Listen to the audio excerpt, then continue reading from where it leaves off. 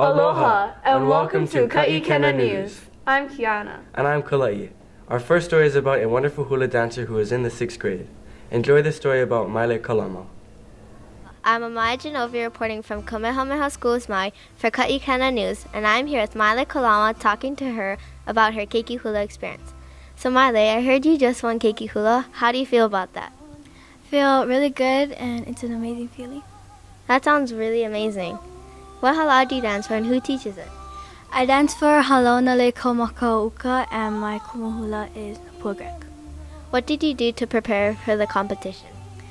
I had to do a lot, but at the end it's just good to have that feeling. How did you feel before going on stage? I wasn't nervous, but I don't know why. Yeah. What song did you dance and what did you like about it? I dance my Maui Kala'i, and I like that it's very calm and soothing. So what is the song about? It's about Waimea in the calm. That's what my Waimea Kala'i means. And it's about Uhiwai, which is the fog and the mist of Waimea. And Natalie Ai is the one who wrote it, and it's about her family but in like land form. How long did it take you to learn the song? It took me about a month. That's not very long. What is something you can take away from this experience? Well, for my hana hou, I was kind of like nervous, and I just had to take a deep breath and just calm my nerves down and just go for it. So I think that's one thing that everybody can do, is just take a breath and go for it. So overall, what did you think of Keiki Hula? It's great and it's amazing, and anybody can try it, and it's really fun. Mahalo, Maile. This is Maile K reporting from Kamehameha Schools Maui for ʻIkena News. Kumu Nipʻs has a new position, so let's hear from her about what she's doing now. Aloha, I'm Mackenzie Ventura reporting for ʻIkena News, and I'm here with Kumu Nipʻs talking about Project Lead the Way. So Kumu Nipʻs, tell us a little bit about the new curriculum. Aloha, Mackenzie. In Technology 6, I'm facilitating Project Lead the Way's new Design and Modeling Engineering curriculum. It is activity, project, and problem-based with hands-on real-world problems and projects to help students understand what they're learning in the classroom, the knowledge and skills that they're gaining, may be used in their everyday life. What do you want the students to learn while introducing Project Lead the Way? Students will learn the engineering design process, that it's okay to fail, but to learn the iterative process where they need to repeat steps as many times as possible to succeed. PLTW's curriculum emphasizes or focuses on having students think critically. They need to work collaboratively to solve complex problems, and they also need to be able to communicate their ideas effectively. How will this help them to get college and career ready? Project Lead the Way focuses on 21st century skills in order to prepare students to become college and career ready. Is it easy to teach compared to what you have been teaching? PLTW challenges me to be a lifelong learner, and by teaching this STEM curriculum, science, technology, engineering, and mathematics is quite different from teaching keyboarding, computer applications, and video production. What is something you and the students can both take away from this experience? Our experience with Project Lead the Way will hopefully help students recognize their strengths, and for us, we'll recognize hopefully that the engineering, biomedical science, and the computer science fields impact various career paths, industries, and our society. Mahalo. This was Mackenzie Ventura reporting for Kamehameha Schools for ʻIkena News. We'd like to introduce you to a new teacher. Here's a story about a 7th grade teacher named Mr. Fruean. This is Maile K from Kamehameha Schools Maui for ʻIkena News. I'm here with Mr. Fruean, the new 7th grade social studies teacher. Hi, Mr. Fruean. So how's your day going? Maikaʻi. Where are you from? Originally from Nanakuli, born and raised on the west side of Oahu, and now we currently live in Wailuku. What college did you go to? I went to 2 colleges, Washington State University and University of Hawaii. That sounds nice. What did you like about your college's experience? I guess learning how to be independent, living on my own,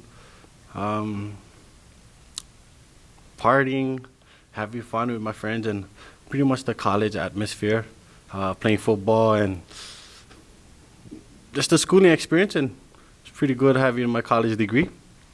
So how long have you been teaching? This is my 9th year teaching. Had 8 years at Nanakuli Hawaiian Intermediate School and 1 year at Maui. That sounds really nice. So how do you like KSM? I like it. The staff is very supportive. Yeah, you got great facilities, free food, and free AC. So I'm loving it a lot. What are some of your teaching goals? I guess I want to try to bring back a little bit culture, try to revive the makahiki season and bring back cultural sports. So what do you want to change here? I cannot say too much what I like change, but I definitely want to add a little bit of the cultural component to Kamehameha schools. Thank you, Mr. Fruean. This is Maile K reporting from Kamehameha Schools, Maui for ʻIkena News.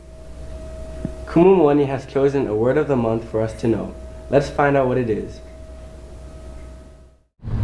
O ka ōlelo kamahina o ia hoʻi o pōloli.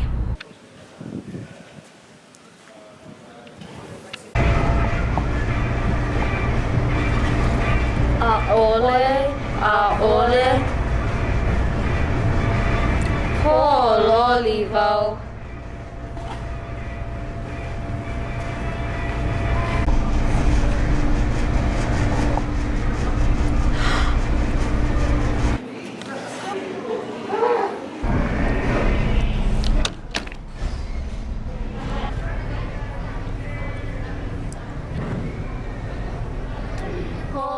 So pōloli.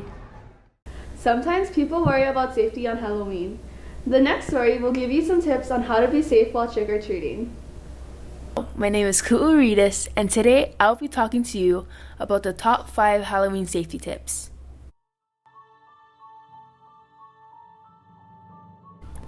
The first tip is to check the candy and treats you get, because while you're trick-or-treating, you may get hungry and eat something that wasn't supposed to be in them.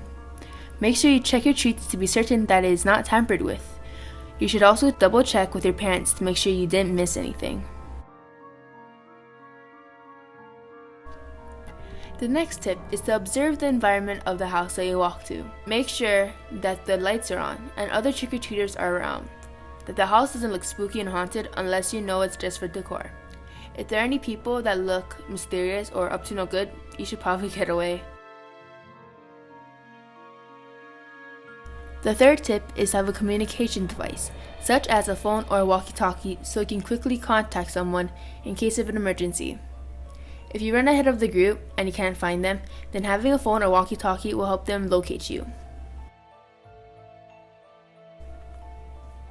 Another tip is to make sure that you're visible to cars. Look both ways before crossing the street. Cars sometimes speed and may not see you, especially if you're wearing dark clothing. To be safe, you should wear a reflector or a glow stick to make you more visible.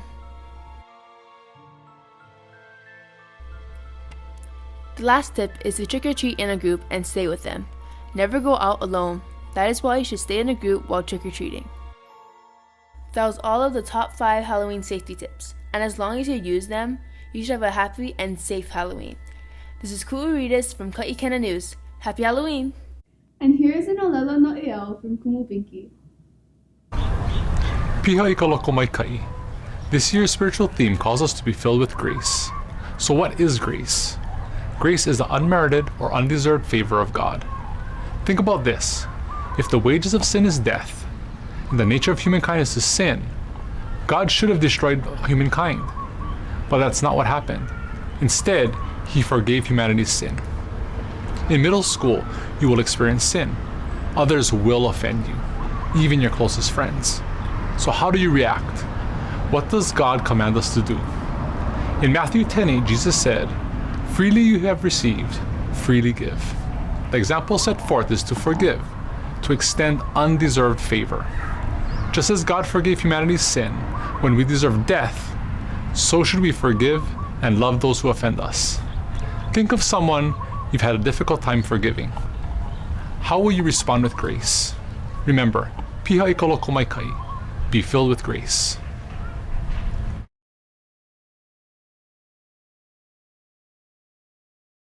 Hello, this is Ben, Maile K, and Jaden here to show you how to carve a pumpkin. First, let's start off by cutting off the top.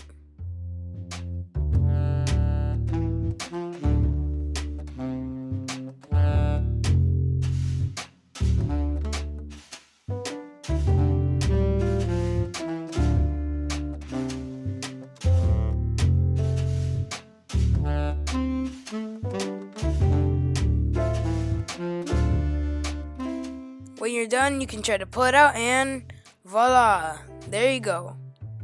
Now we need to take out all of those insides.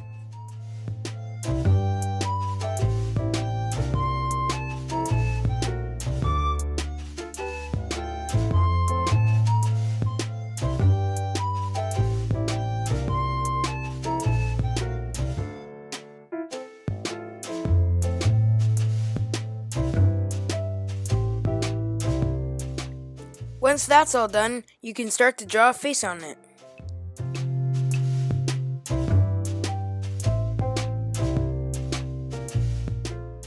Now you can start to poke holes along the lines. This will help you carve it out later.